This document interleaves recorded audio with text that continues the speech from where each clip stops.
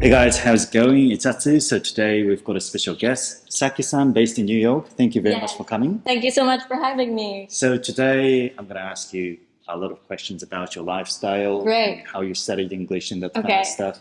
Great. But before we get started on that, Yes. it would be awesome if you could introduce yourself quickly. Great. Okay, so hi, I am Saki. I live in New York City. It's been for 3 years right now. I have my YouTube channel, but also I work as a theater and film director in New York City. Yes, Great. that's it. Awesome.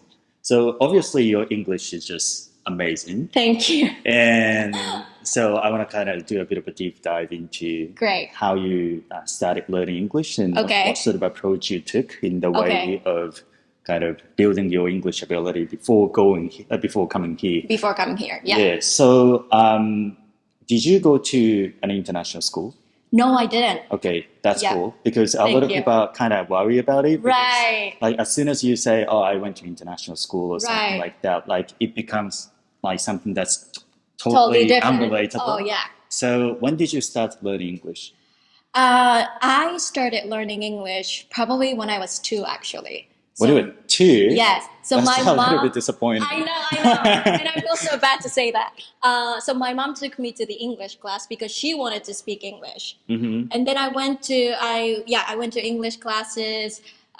Probably when I was 2, but I stopped doing that around 11 or so. So after that, my English is completely gone. So I don't remember a single thing that I learned. And then I just was normally studying for 受験英語とか. Right. So you don't think that contributed to establishing any foundation, like your experience of studying English when you were really, really young? I would say I really liked English though. I didn't have any hesitation to study English. So that was a big thing probably when I started learning English. So English is something that is not too far from me. So that's probably something that, gave me a motivation to study English. And when did you pick it up again? I would say I just, was studying in high school and junior high school. And then when I started learning grammar. That's basically through compulsory. Yeah, like 大学受験のためにとか. So, so what I noticed that is, if I keep studying like this, I wouldn't be able to speak English. So I started, learning myself again, how would you say that in English instead of just learning grammars? Does it make sense to you? Yeah, it does. Changing the grammar that, into something daily based conversation, I would say. So you were always trying to find learning opportunities in your everyday life. Like whenever you spot something that you can't say in English, like you thought about it and tried to translate it into English and said it. Yes. Right, so that's how you started learning English, I guess, probably seriously. Was it like when you were a junior high school student, did you say? I would say, I was junior high school. So around that time, did you have any plans of going abroad and starting your career or something like that in your mind? Not at all, actually. Not at all. I just really liked studying English. And then I found the university called International Christian University, and I was so attracted to that because it has a liberal arts school. You can also, learn something in English, not only studying English. So that's how I started really seriously learning English because I really wanted to get into that university. So I started studying for TOEFL, TOEIC. So that was the start. And I think your pronunciation is really good. Thank you. I'm very curious, how you really learned pronunciation. Right. Honestly, 3 years ago, I came here. My English was not really good.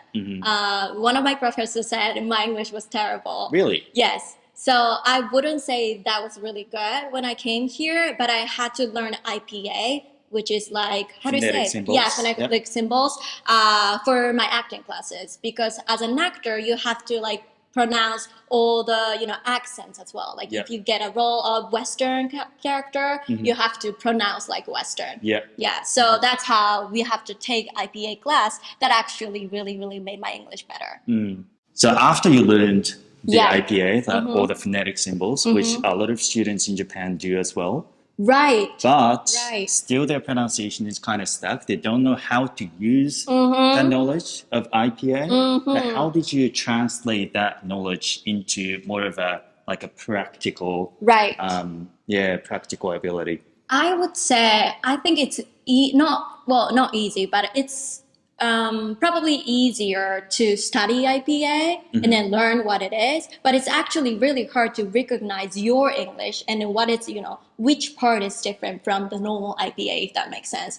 So first step, I would say, is really important to notice your English first. So did you record yourself? I did record myself. Yeah. I also, I took some online English classes as well. So I asked, particularly accent-wise, I asked my teachers to what is my weakest pronunciation or my weakest word, and then I learned. So the very first step was to identify which phonemes were off and try to correct it. Exactly. But how did you correct those phonemes that were a little bit off? Just practice. Just practice. Practice many times. Listen so many times the exact correct sounds, and then just learn it. Yeah. So you didn't have any specific pronunciation coach or someone who helped you guide? No, I didn't. I downloaded some apps that shows your accent as well, shows your IPA. What's the app called? Elsa. Or Recipe, I think. Yeah, those two pronunciation app is showing your accent with IPA, so you can identify what the sound is different from the correct sound. So that really helped you. Yes, notice that. Nice. So you came here 3 years ago, right? Yeah, And you think that your English has improved a lot. a lot. Partly thanks to you learning IPA and doing a deep dive into the details of your pronunciation. Right. On top of that, I guess you learned a lot of phrases and expressions and so on. Yeah. Going through all the experiences. Uh-huh. What do you think was the main primary contributing factor to your improvement over the past 3 years? Right. That is a really great question, I think. I would say I had to speak a lot. I had to speak. There's only 3 people in my department when I was in grad school. So I really had to speak in class. So that really made me push to, speak a lot, which is, output, which is really important. So that's how I really, really developed my English, I would say. So do you think it's necessary to put yourself in the environment where you are kind of forced to speak up? Or do you think it's possible, still being in Japan, not really having many opportunities to talk, to improve their English? Absolutely possible. I believe that you can improve your English even in, if you're in Japan, because there's so many things that you can, take right now, like online courses, online classes. There's so many opportunities that you can talk, which I actually didn't do. So I really regret that. So I really want to, encourage everybody to take online courses and, have an opportunity to actually speak. So I believe that you can do it in Japan as well. Right. Yeah. Adding to that, obviously my English is not really grammatically correct every single time. But I think it's okay. Because you can understand what I'm saying. Exactly. Everybody can understand what I'm saying. So I think it's really important to actually speak and learn and practice, what you learn. And then in order to do that, you probably have to learn grammar first or learn vocabulary. So I believe that input is really important. Yeah. But also, as well as doing that, I think output is also important as well. So you definitely had a phase where you learned grammar and vocabulary absolutely in your English journey, right? Yeah, absolutely. And that really helped you have the foundation for outputting, because without having the input, you can. Yeah, exactly. That's why I actually really like your channel, because you really focus on the foundation first, and then you develop that how to speak English. So I think it's really important. So yeah. Do you have any specific vocabulary books that you used, for example, to start off? Start off is I like buying books, but when I noticed that habit, I noticed myself not using that book fully, if that makes sense. Yeah. So I decided not to buy books actually, and then start with what I have, which was probably, I forgot what it was, but it's just one of the books that your, high school gave you. So I started from there, and then when I came here, I actually used Distinction because it has a lot of like daily vocabularies in it, which doesn't necessarily have in other books. So yeah. はい、ということで、今回はさきさんにニューヨークからご登場していただきました。どうもありがとうございました。ありがとうございました。こちらのさきさんのチャンネルでも私コラボさせていただきますので、ぜひ見ていってください。それではまた次の動画でお会いしましょう。バイバイ。バイバイ。